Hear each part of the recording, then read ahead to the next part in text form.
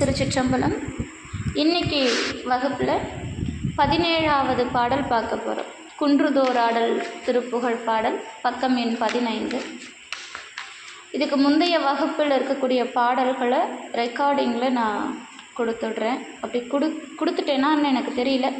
ஒருவேளை நான் கொடுக்கலன்னா நான் கொடுத்துட்றேன். ஓகே ஓகே, நான் கொடுத்துட்றேன். சரி, இன்னைக்கு குன்றுதோறாடல் அப்படின்னு சொல்கிறோம். அப்படின்னா குன்று இருக்கும் இடமெல்லாம் குமரன் இருக்கும் இடம். குன்றுதோறாடல்னா திருத்தணிகை மட்டும் நாம் எடுத்துக்க முடியாது. குன்று இருக்கும் இடமெல்லாம் குமரன் இருக்கும் இடம். சங்க காலத்திலிருந்தே முருக வழிபாடு அப்படிதான். மலைகள் தோறும் இறைவன் இருந்திருக்கிறார். எல்லா மலை குன்றுகளிலும் முருகப்பெருமான் வழிபாடு நடந்திருக்குது. எல்லாருடைய குலதெய்வமாக முருகப்பெருமான் இருந்திருக்கிறான். குறிப்பாக தமிழர்களுடைய குலதெய்வமே முருகப்பெருமானாகத்தான் இருந்திருக்கிறது. அந்த காலகட்டத்தில் கொற்றவை, முருகப்பெருமான், இவங்க 2 பேர் தான் குலதெய்வமாக அருளாட்சி செஞ்சுருக்கிறாங்க. காலப்போக்கில் கொற்றவை வழிபாடு குறைந்தது. ஆனால் முருக வழிபாடு என்பது கலியுகத்திற்கான வழிபாடு. கண்கண்ட தெய்வம், கலியுகத்தின் கண்கண்ட தெய்வம். அதனால் எந்த காலத்திலும் முருக வழிபாடு குறைந்ததே கிடையாது. இன்னும் இருக்க அவனுக்கு பக்தர் கூட்டம் அதிகமாகத்தான் இருக்குதே தவிர அவனுடைய பக்தர்கள் குறைந்ததே கிடையாது, சங்ககாலம் தொட்டு இன்றளவும் கூட. காரணம், இந்த கலியுகத்திற்கென்றே இந்த உலகம் உய்வு பெறுவதற்காகவே எம்பெருமான் 6 முகனாக வந்து இந்த பூமிக்கு அருளாசி செய்து கொண்டிருக்கிறார். அப்படிப்பட்ட இறைவனை அருணகிரிநாதர் குன்றுதோறாடல்ல ரொம்ப அழகான பாடல் பாடியிருக்கிறார். இந்த பாடல் அதிரும் கழல் பணிந்து உன் அடியேன் அபயம் புகுவதென்று நிலைக்கான இந்த பாடல் எந்த ஒரு சூழலிலும், எப்பேற்பட்ட வாழ்க்கையில் ஒரு தடுமாற்றம், எந்த ஒரு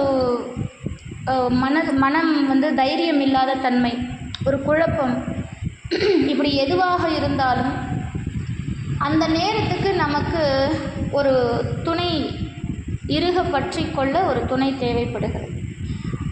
அந்த நேரத்தில் இந்த பாடலை பாடலாம் அப்படின்றது இந்த பாடலுடைய தகவல் நமக்கு.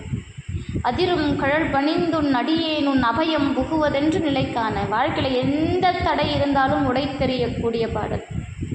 இந்த பாடலுக்கு இதுதான் பலனா அப்படின்னா இது பலன் அல்ல. இந்த பாடலை பாடினால் அதனுடைய பொருள் அது. இந்த பாடலுக்கான பொருளே இதுதான். வாழ்க்கையில் எல்லா சூழலிலும் நமக்காக அவன் திருவடி, அவன் கழல் அணிந்த திருவடி நமக்காக வந்து நிற்கும். அந்த பாடலை நமக்காக அருணகிரியார் கொடுத்திருக்கிறார். இந்த பாடலுடைய சந்தம் தனனன் தனனதந்த தனதான, தனனன் தனனதந்த தனதான, அதிரும் கழல் பணிந்தும் அடியேனும் அபயம் புகுவதென்று நிலைக்கான, இதயம் தனிலிருந்து கிருபையாகி இடர் சங்கைகள் கலங்க அருள்வாயே, எதிரங்கொருவரின்றி நடமாடும் இறைவன் தனது பங்கில் உமைபாலா, பதியெங்கிலும் இருந்து விளையாடி பல குன்றிலும் அமர்ந்த பெருமாளே. இதான் பாடல். இந்த பாடல் வெறும் ஒரு 4 வரி பாடல் தான். அடுத்து எடுக்க போகிற 4 பாடல்களுமே ஒரு 4 வரி பாடல்கள் தான். ரொம்ப எளிமையான பாடல். ஆனால் நான் முந்தைய வகுப்புலேயே உங்களுக்கு சொல்லியிருக்கிறேன், பாடல் ரொம்ப சின்னதாக இருந்தாலும் அதற்கான பொருள் விளக்கம் அருணகிரியார் ஏகப்பட்ட வார்த்தைகள் இதில் நமக்காக கொடுத்துருக்கிறார். அதிலும் குறிப்பாக இந்த பாடல், இறைவன் திருவடியை இறுக பற்றி கொண்டால் நமக்கு பயம், வாழ்க்கையில் எந்த பயமும் தேவையில்லை, அவன் திருவடி அபயம் நமக்கு இருக்குது. அந்த ஒரு நிலையை எடுத்துக்காட்டும் விதமாக இந்த பாடல் அமைந்திருக்கிறது. இந்த பாடலை இசை தாளத்தோடு நம்ம பாடிடலாம். தனனன் தனனதந்த தனதான, தனனன் தனனதந்த தனதான, அதிரும் கழல் பணிந்துன் அடியேனும் அபயம் புகுவதென்று நிலைக்கான, அதிரும் கழல் பணிந்துன் அடியேனும் அபயம் புகுவதென்று நிலைக்கான, இத இதயம் தனில் இருந்து கிருபையாகி இடர் சங்கைகள் கலங்க அருள்வாயே. இதயம் தனில் இருந்து கிருபையாகி இடர் சங்கைகள் கலங்க அருள்வாயே. எதிரங்கொருவரின்றி நடமாடும் இறைவன் தனது பங்கில் உமை பாலா. எதிரங்கொருவரின்றி நடமாடும் இறைவன் தனது பங்கில் உமை பாலா.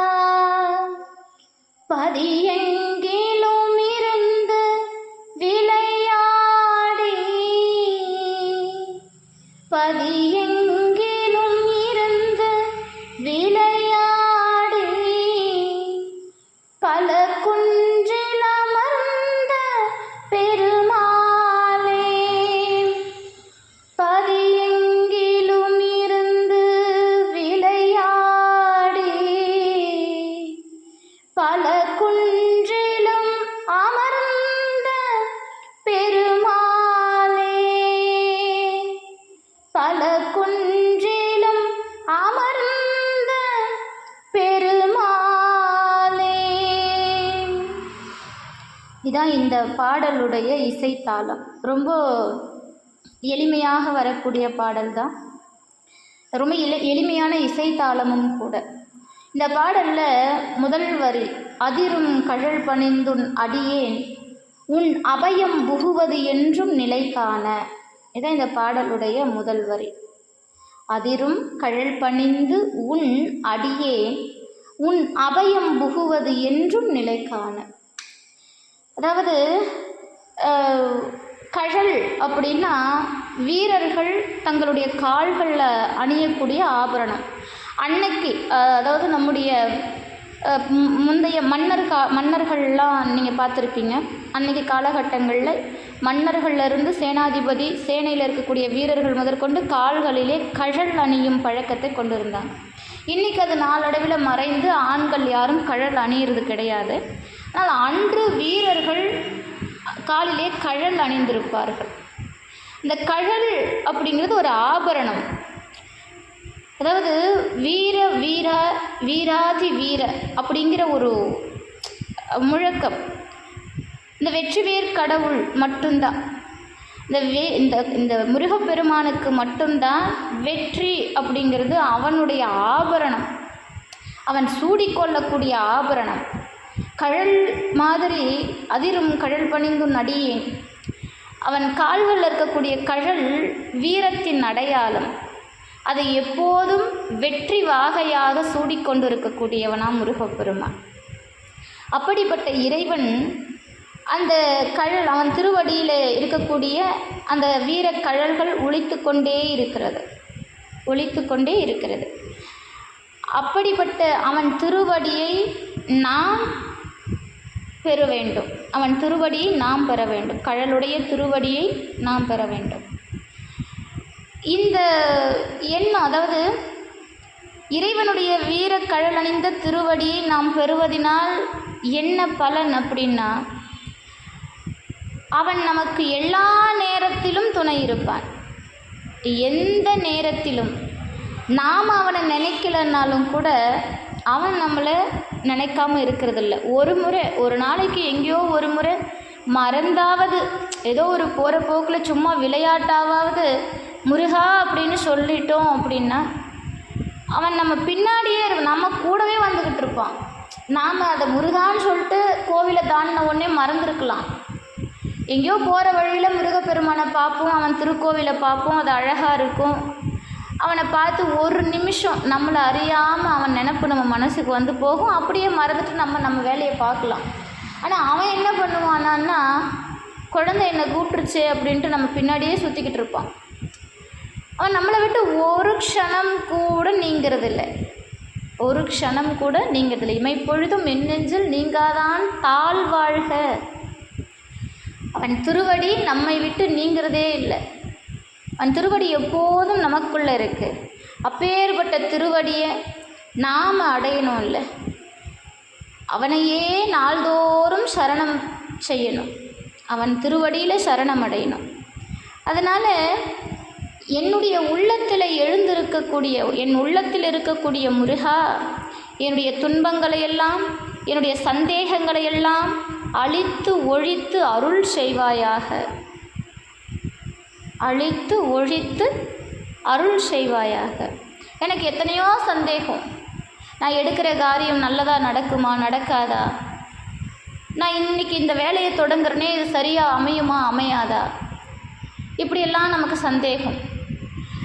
நாம் எடுக்கிற காரியங்களில் எத்தனையோ இடர்பாடுகள், தடைகள், நம்முடைய வினை பலனாக இருக்கலாம், திருஷ்டியாக இருக்கலாம், ஏதோ ஒன்று அதை தடுத்து நிறுத்தும், வினை தடுக்கும்.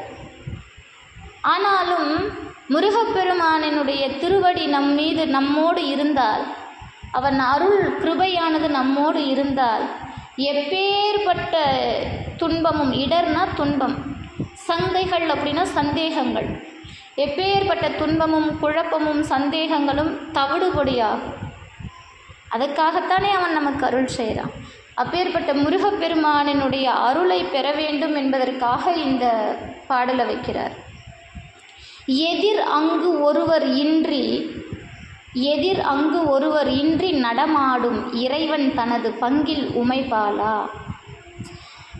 சிவபெருமான் தனிப்பெரும் தலைவன். எதிரங்கு ஒருவர் இன்றி நடமாடும், அவனுக்கு நிகரான ஒருத்தன் கிடையாது. சிவபெருமானுக்கு சமமான ஒருத்தன் கிடையாது. தனக்குவமை இல்லா தனிப்பெரும் தலைவன், தனக்குவமை இல்லா தனிப்பெரும் தலைவன் இறைவன். அவனுக்கு மேலே, சிவனுக்கு மேலே ஒரு தெய்வம் இருக்கானா? இல்லை. அப்பேற்பட்ட இறைவனுடைய பங்கில் உமைபாலா அப்படின்னா, அப்படிப்பட்ட இறைவனுடைய அந்த இடது பாகத்தில் இருக்கக்கூடிய உமை, அப்படிப்பட்டவர்களுடைய பாலனே குமரனே அப்படின்னு பாடுறார். எதிரங்கொருவர் இன்றி நடமாடும் இறைவன் தனது பங்கில் உமைபாலா. கச்சியப்ப சிவாச்சாரியார் கந்தபுராணத்தில் முருகப்பெருமானை பாடும் பொருட்டு சொல்கிறார். தந்தை இல்லாததோர் பரமனை தந்தையாக கொண்டவன், தந்தை இல்லாததோர் பரமனை தந்தையாக கொண்டவன். ஏன் நான் இந்த வரி ஏன் இங்கே சொல்கிறேன்னா, அருணகிரியார் சொல்லியிருக்கிறார். எதிரங்கொருவரின்றி நடமாடும் இறைவன் தனது பங்கில் உமைபாலா. சிவபெருமானுடைய மகனேன்னு முடிச்சிருக்கலாம். ஒரு அழகாக எடுத்து சொல்கிறார், எதிரங்கொருவர் இன்றி அப்படின்னா முருகப்பெருமானை அங்கே வழிமொழிகிறார். அப்போது தனக்கு உவமை இல்லாத தனிப்பெரும் தெய்வத்தின் மகனாக இருக்கக்கூடிய முருகப்பெருமான் நமக்கு எப்பேற்பட்ட தெய்வமாக இருக்கும் இல்லையா? அவன் நமக்கு அருள் செய்யலைன்னா வேற யாரும் அருள் செய்ய முடியாது. காக்க கடவிய நீ காவாதிருந்த கால் ஆர்க்கும் பரமா மருமுகவா பூக்கும் கடம்பா முருகா கதிர்வேலா நல்ல இடம்கான் இறங்காயினி என்று நக்கீரர் பாடியிருக்கிறார். காக்க கடவிய நீ காவாதிருந்த கால், காப்பாற்றுற இடத்துல இருந்து நீ என்னை காப்பாற்றலைன்னா என்னை யாராலையும் காப்பாற்ற முடியாதுப்பா இல்லையா? அப்படிப்பட்ட இறைவன் முருகப்பெருமான், சிவபெருமான். முருகன்தான் சிவம். என்கிட்ட திருப்புகழ் ஏற்கனவே என்கிட்ட திருப்புகழ் படித்தவங்களுக்கு இதுக்கான தெளிவான விளக்கத்தை நான் ஏற்கனவே கொடுத்துருக்குறேன். இருந்தாலும் புதியதாக இணைந்துள்ள மாணாக்கர்களுக்காக இந்த தகவலை சொல்கிறேன். எப்படிங்க முருகப்பெருமான் தான் சிவபெருமான்னு எப்படி நாம் சொல்கிறது? எல்லாரும் சொல்கிற மாதிரி சிவம் வேறு முருகன் வேறல்னு பொதுவாக சொல்கிறீங்களான்னா கிடையவே கிடையாது. நான் இது உங்களுக்கு ஆணித்தரமாகவே சொல்கிறேன். இதுக்கு நிறைய உதாரணங்கள் உண்டு, சங்க காலத்திலிருந்தே உண்டு. நக்கீரர் பாடிய திருமுருகாற்றுப்படையிலிருந்தே இதுக்கு உருவமைப்பு உண்டு. அருணகிரியார் இதை பல இடங்களில் பாடுறார். சிவபெருமான் வேற இல்லை, முருகன் வேற இல்லைங்கிறது பல இடங்களில் நமக்கு தெரியும். இந்த பாடலும் நமக்கு அதுதான் சொல்கிறோம். எதிரங்கொருவரின்றி நடமாடும். அதை அவர் வைக்க வேண்டிய அவசியம் அங்கே இல்லை. அவருக்கு இணையானவன் ஒருத்தன் இல்லைன்னு அங்கே வைக்க வேண்டிய அவசியம் இல்லை. அந்த வார்த்தையை அருணகிரி இங்கே கொடுத்த காரணத்தினால அந்த வார்த்தைக்கு உவமை நான் கொடுக்குறேன். நம்முடைய கந்த புராணம், அதாவது இதிகாசம் புராணங்களில் 3 முக்கியமான தூது இருக்குது. 3 முக்கியமான தூது: அனுமன் தூது, கிருஷ்ணன் தூது, வீரபாகு தூது. இந்த அனுமன் தூது அப்படிங்கிறது ராமாயணத்தில் நடக்குது. கிருஷ்ணன் தூது அப்படிங்கிறது துவாபர யுகத்தில் மகாபாரதத்தில் நடக்குது. ரெண்டுமே இதிகாசம். புராணங்களில் வீரபாகு தூது தான் சிறப்பு மிக்கது. இந்த வீரபாகுக்கும் சூரனுக்கும் நடக்கக்கூடிய உரையாடல். சூரன்கிட்ட போய் வீரபாகு சொல்கிறார். இப்போ முருகப்பெருமான் சொல்லி அனுப்புகிறார். என்னதான் இருந்தாலும் வீரபாகு சிவபெருமானுடைய பக்தன். என் தந்தையாருக்கு என் தந்தையாருடைய மனம் கவர்ந்த பக்தன். இவன் எப்படிப்பட்ட சிவபக்தனாக இருந்திருந்தா எம்பெருமான் இவருக்கு இத்துணை வரங்களை வாரி வழங்கி இருப்பார் இல்லையா? அப்பேற்பட்ட சூரனை நாம் ஏன் கொல்லணும்? ஒருவேளை அவன் மனம் திருந்தி அந்த அதாவது தேவர்களை விடுவித்து விட்டால் அவன் திருந்தி வாழ்வதற்கு ஒரு வழி இருக்கும்ல. ஏன்னா கருணையே வடிவான கந்த கடவுள். இப்போ வீரபாகுவை அனுப்புகிறார். வந்ததே சூரனை அழிப்பதற்காகத்தான் முருகப்பெருமானின் திரு அவதாரம். ஆனால் அவன் கருணையே வடிவாக பிறந்தவன், கருணையே வடிவாக வந்து உதித்தவன். கருணைக்கூர் முகங்களாரும் கரங்கள் 12 கொண்டே ஒரு திருமுருகன் வந்தாங்கு உதித்தனன் உலகம் உய்ய கச்சியப்பர். அப்போ வீரபாகு தேவர் சொல்லி அனுப்புகிறார், சூரன் ஆணவத்தின் அடையாளம். இப்போ வீரபாகு தூதுவை அவன் விரும்பலை. அந்த தூதை கேட்க கூட அவன் விரும்பலை. வீரபாகு எத்தனையோ விஷயங்களை எடுத்து சொல்கிறார். வீரபாகு, உன் ஆணவத்தை விட்டொழி. வந்திருப்பவன் நீ வணங்கக்கூடிய சிவபெருமான். உனக்கு வரம் அளித்த சிவனே 6 முகனாக வந்திருக்கிறான். மறந்துடாத. நீ என்ன வரம்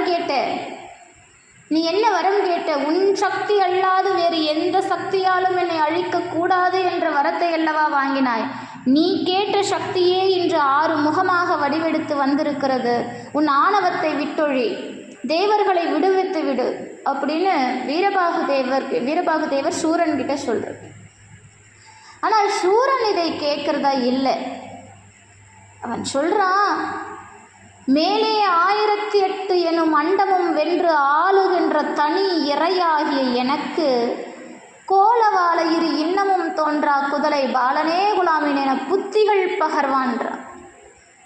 மேலே 1008 எனும் அண்டம். சூரன் சிவபெருமான் கிட்ட சாதாரண வரம்லாம் வாங்கலைங்க. 1008 அண்டங்களை ஆளக்கூடிய வரத்தை வாங்கினான். 108 யுகங்கள் வாழக்கூடிய வரத்தை வாங்கினான். யுகம்னா கணக்கு எடுத்துக்கோங்க. நமக்கு முன்னாடி 3 யுகம் முடிஞ்சிருக்கிறதா நமக்கு ஒரு இது இருக்குது. சத்தியயுகம், திரேதாயுகம், துவாபர யுகம், இப்போ கலியுகம். இந்த சூரபதுமன் 108 யுகம், நம்ம 4 யுகம் தான் இருக்குது. 108 யுகம் வாழக்கூடிய வரத்தை வாங்கியிருக்கிறான். 1008 எனும் அண்டம். நாமெல்லாம் அண்டம்னா எவ்வளோ, ஒரு அண்டம் 2 அண்டம் நினச்சிட்டு இருக்கிறோமா? 1008 அண்டங்களுக்கு அவன் ஆட்சி செய்யக்கூடிய வரத்தை வாங்கினான். அப்படின்னா அண்டம் எவ்வளோங்க? 19ஆம் நூற்றாண்டின் இறுதியிலே அறிவியலாளர்கள் 100 கோடி அண்டம் இருப்பதாக கண்டுபிடிச்சாங்க. எப்போ? 19ஆம் நூற்றாண்டின் இறுதி கட்டம்.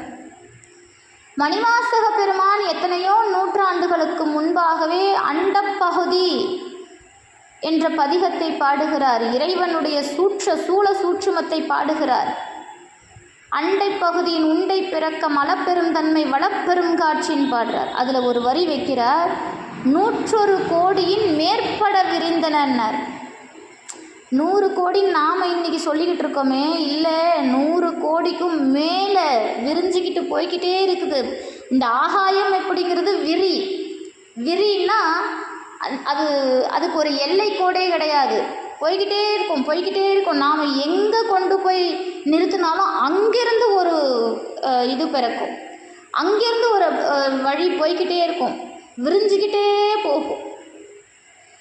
இப்படிப்பட்ட பேரண்டத்தை ஆளக்கூடியவன் சிவபெருமான்.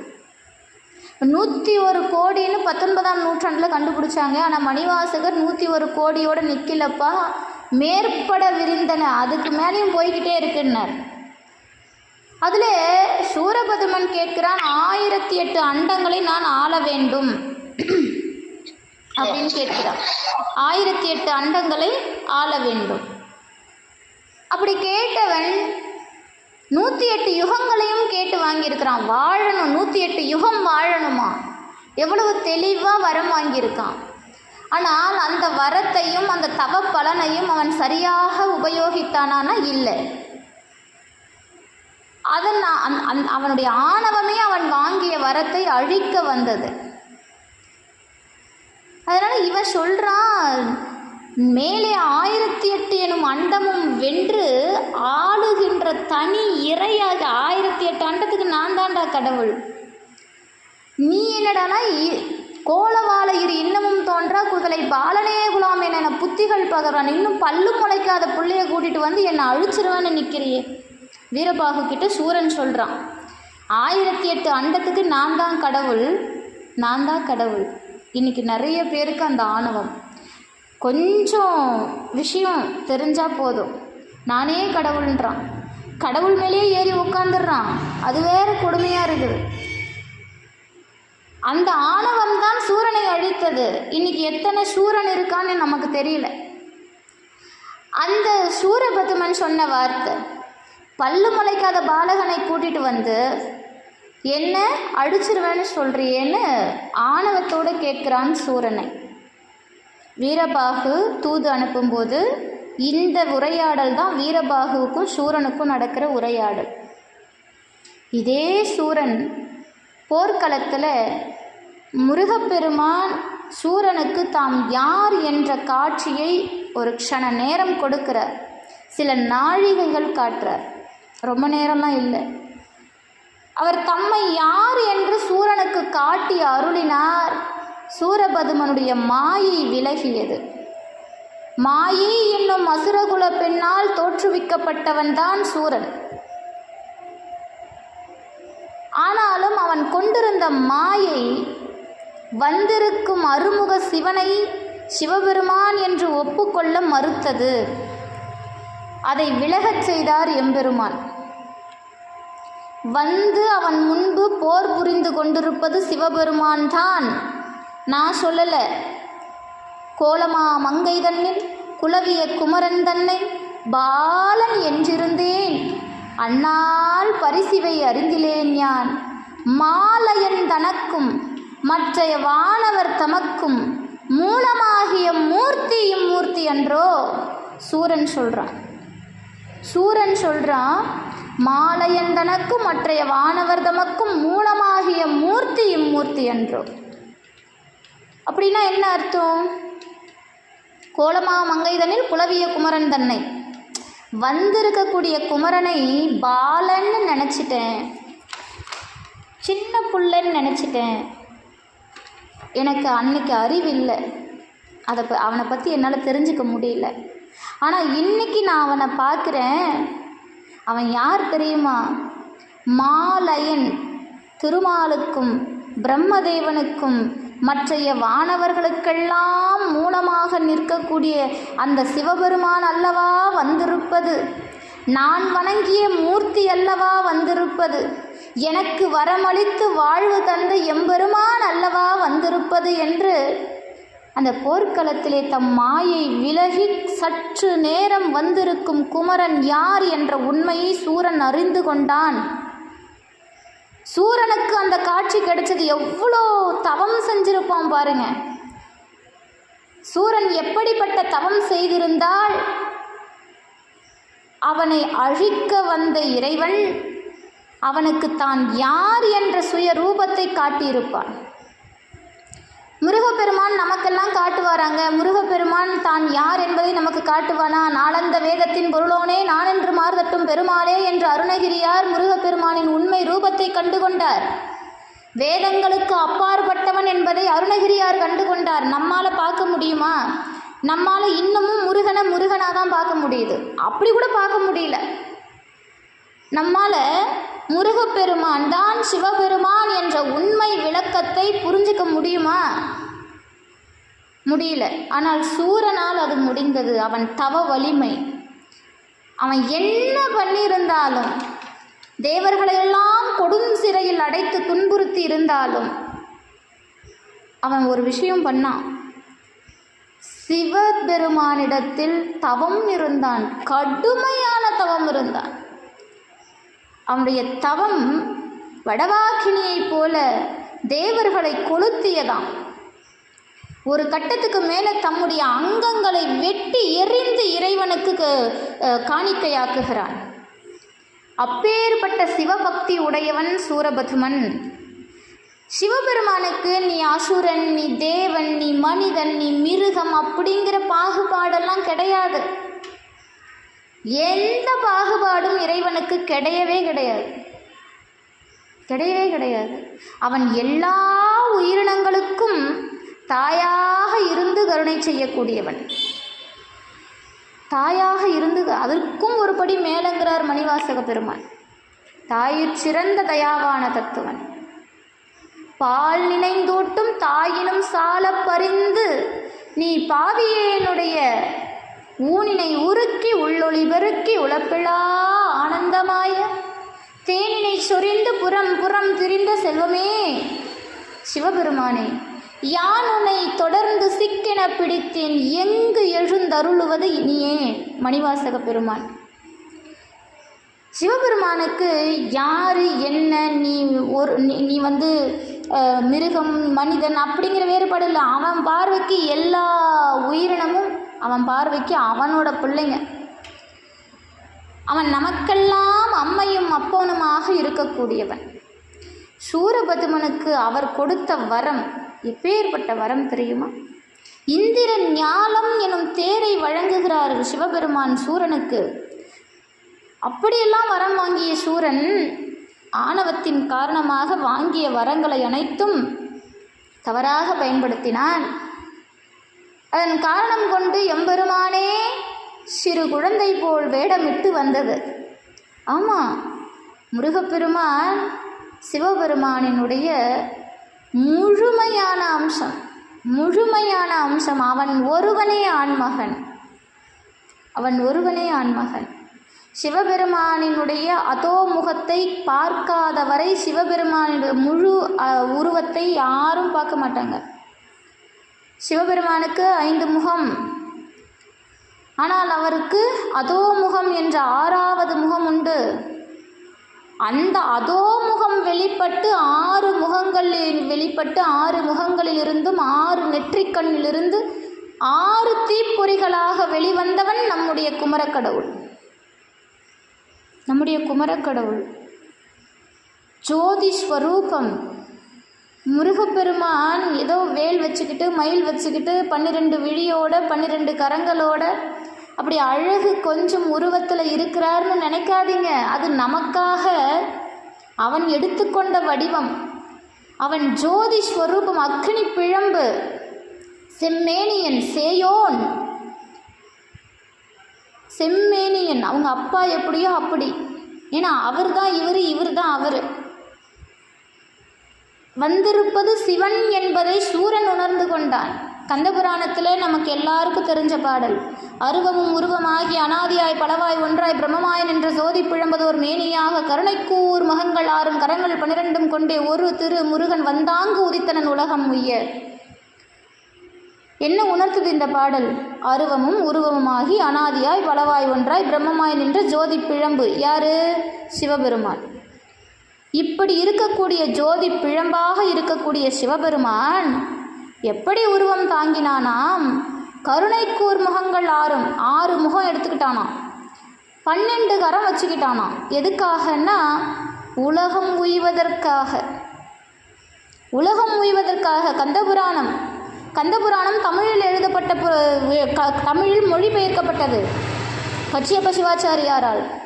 இதெல்லாம் எங்கெங்கே சொல்லப்பட்டிருக்குது, இதோடைய மூலம் எங்கே இருக்குதுன்னா மகாஸ்காந்தத்தில் இருக்குது. வேத வியாசர் கொடுத்தது, வியாசர் கொடுத்த மகாஸ்காந்தம், மகாஸ்காந்தத்திலிருந்து இருக்கிற செய்தி இதெல்லாம். ஆதியும் நடுவும் ஈரும் அருவமும் உருவும் ஒப்பும் ஏதும் வரவும் போக்கும் இன்பமும் துன்பமும் இன்றி வேதம் கடந்து நின்ற விமலா, ஓர் குமரன் தன்னை நீ தரல் வேண்டும் நின்பால் நின்னையே நிகர்க்க என்றார் கந்தபுராணம். இந்த தேவர்களெல்லாம் போய் சிவபெருமான் கிட்ட நிற்கிறாங்க. சுவாமி, நாங்கள் என்னதான் தப்பு பண்ணாலும் நீ தானையா எங்களை அணைக்கணும்.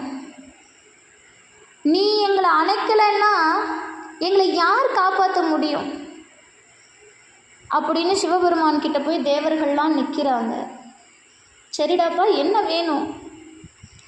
எப்பா, நீ சூரனுக்கு வரத்தை கொடுத்துட்ட, அவன் எங்களை படாத பாடுபடுத்துகிறான். ஐயனே, நாங்கள் செய்த தவறால சூரன்கிட்ட மாட்டிக்கிட்டு பட்டது போதும், எங்களுக்கு அருள் செய்யப்பா. அவனுக்கு நீங்கள் ஒரு வரம் கொடுத்துருக்குறீங்க. என்ன வரம்? உன் சக்தி அல்லாது பிற சக்தியால் அவனை அழிக்க முடியாதுங்கிற ஒரு வரத்தை கொடுத்துருக்குறீங்க. அந்த ஒரு வரம் மட்டுமே எங்களுக்கு ஆதரவாக இருக்கிறது. அதன்படி ஒரு குமரனை தர வேண்டும். சரிப்பா, தரேன். அப்படியெல்லாம் இல்லை, அதுக்கு லிஸ்ட்டு போடுறாங்க தேவர்கள், லிஸ்ட்டு கொடுக்குறாங்க பாருங்கள். என்ன அப்படின்னா, ஆதியும் நடுவும் ஈரும் அருவமும் உருவமும் ஒப்பும் ஏதுவும் வரவும் போக்கும் இன்பமும் துன்பமும் இன்றி வேதம் கடந்து நின்ற விமலா சிவபெருமான். அவனுக்கு ஆதி நடுவு ஈறு அப்படிலாம் ஒன்றும் கிடையாது.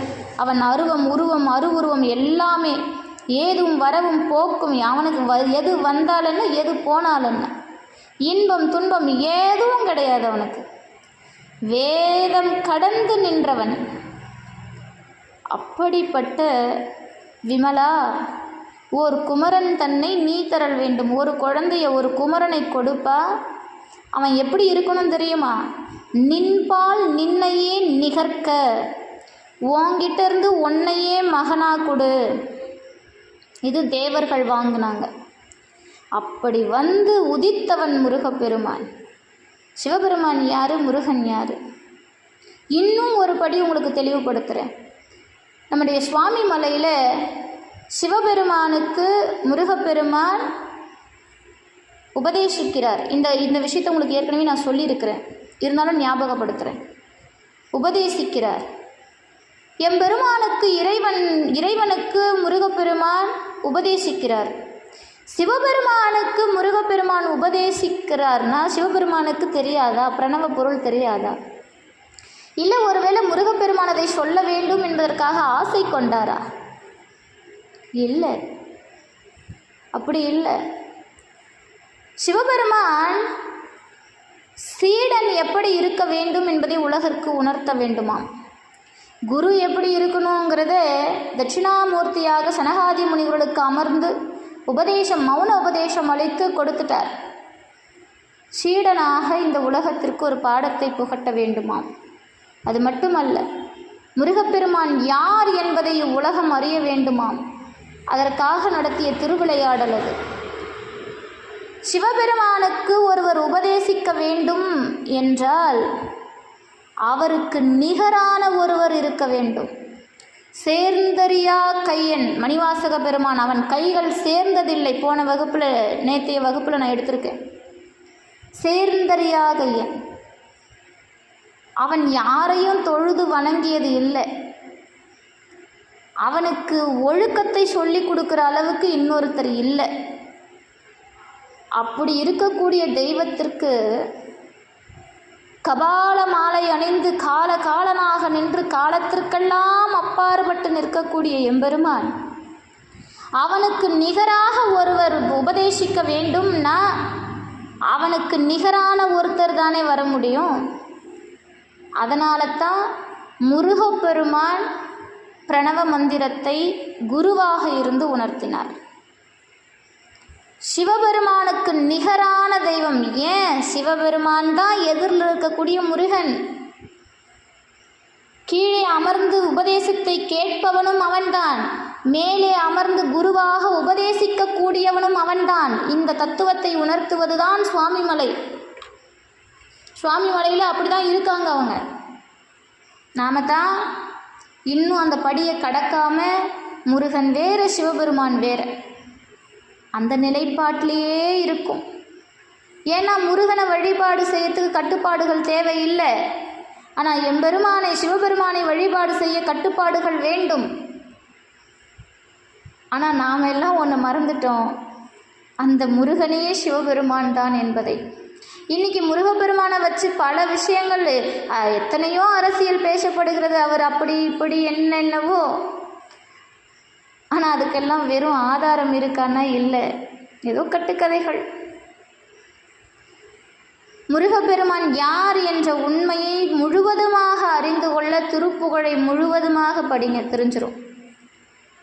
முழுவதுமாக படிங்க, தெரிஞ்சிடும். அதுதான் திருப்புகழ். அதனால் இப்படி முருகப்பெருமான் தான் சிவபெருமான், சிவபெருமான் தான் முருகப்பெருமான் என்பதை சொல்லத்தான் நான் இந்த விளக்கத்தை கொடுத்தேன். எதிருங்கொருவரின்றி நடமாடும் இறைவன் தனது பங்கில் உமைபாலா, பதி எங்கிலும் இருந்து விளையாடி பல குன்றிலும் அமர்ந்த பெருமாளே. பதி எங்கிலும் இருந்து விளையாடி, அவன் எல்லா தலங்களிலும் எழுந்தருளி திருவிளையாடல்கள் செஞ்சுக்கிட்டு இருப்பான். அவன் சுவாமி மலையில் மட்டும்தான் இருக்கானா, பழனியில் மட்டும்தான் இருக்கானா, திருச்செந்தூரில் மட்டும்தான் இருக்கானா? இல்லை, எங்கே நினைப்பினும் அங்கே தோன்றி அருள் செய்யக்கூடிய இறைவன் முருகப்பெருமான். எங்கே இருந்து அழைச்சாலும் முருகா எனவோ தரமோ தடியார் இருத்தால் தலைமேல் அணிவோனே. அப்போ எங்கே இருந்து அவனை வழிபட்டாலும் அவன் இருக்கிறான். அப்படிப்பட்ட இறைவன் பல குன்றிலும் அமர்ந்த பெருமாளே. தலங்கள் தோறும் திருவிளையாடல்கள் புரிந்து மலைகள் தோறும் இருக்கக்கூடிய பெருமாள் நம்முடைய பெருமான். அதுதான் இந்த பாடலுடைய விளக்கம். இந்த பாடல் வாழ்க்கையில் இருக்கக்கூடிய எல்லா தடைகளையும் தகர்த்தெறியக்கூடிய பாடல். முதல் விஷயம், ஏதாவது ஒரு நமக்கு எல்லாருக்குமே ஒரு சூழல் இருக்குங்க. ஏதோ ஒரு விஷயத்துக்காக பயப்படுவோம், ஏதோ ஒரு விஷயத்தை முடிக்காமல் திணறுவோம். அந்த நேரத்தில் இந்த பாடலை தொடர்ந்து பாடுங்க. உங்களுக்கு கிட்டத்தட்ட 100 பாட்டுக்கு மேலே திருப்புகழ் பாடல் கொடுத்துருக்குறோம்.